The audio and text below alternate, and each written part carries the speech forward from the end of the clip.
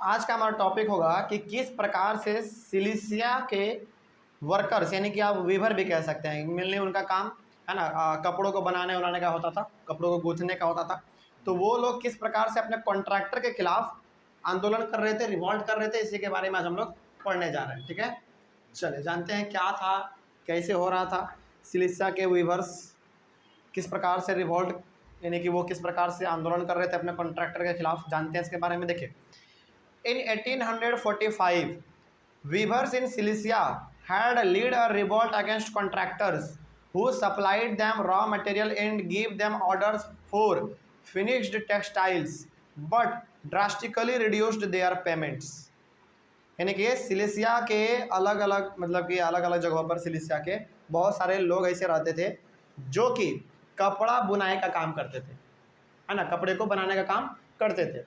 और उनको उनका केवल काम क्या होता था, उनका काम एक कॉन्ट्रैक्टर होता था, है ना, एक मालिक होता था। मतलब वो क्या करता था, रॉ मटेरियल देता था उन वीवर्स को, उन वर्कर को, सिलिसिया के वर्कर को, और कहता था कि इसका कपड़ा बना के रेडी रखना, हम आएंगे लेकर चले जाएंगे।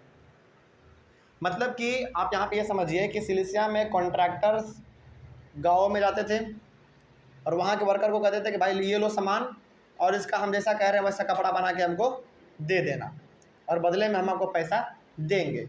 ये ऐसा था।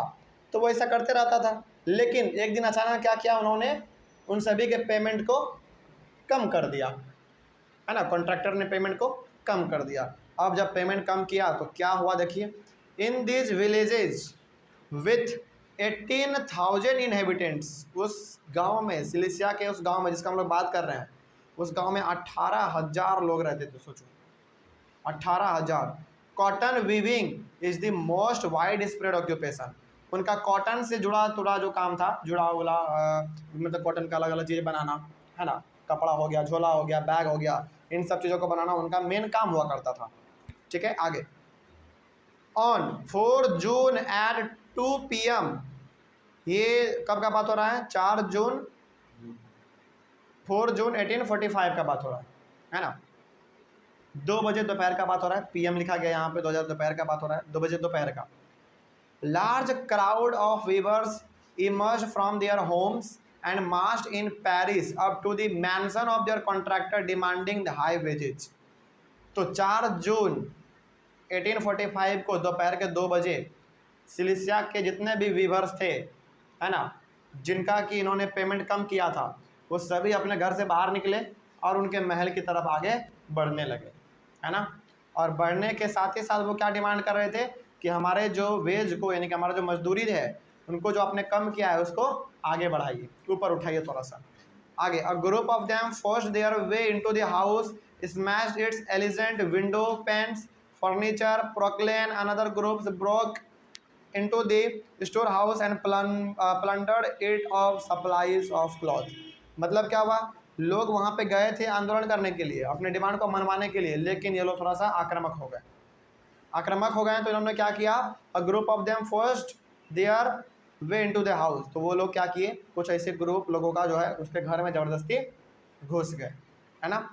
Smash it's elegant window paints, और उसके खिड़की एकदम जो महल में एकदम शानदार शानदार महल में मिल था, वो कॉन्ट्रैक्टर का घर नहीं था, महल था, इस प्रकार का वो लोग रहते थे, बड़ा अमीर आदमी था वो, है ना।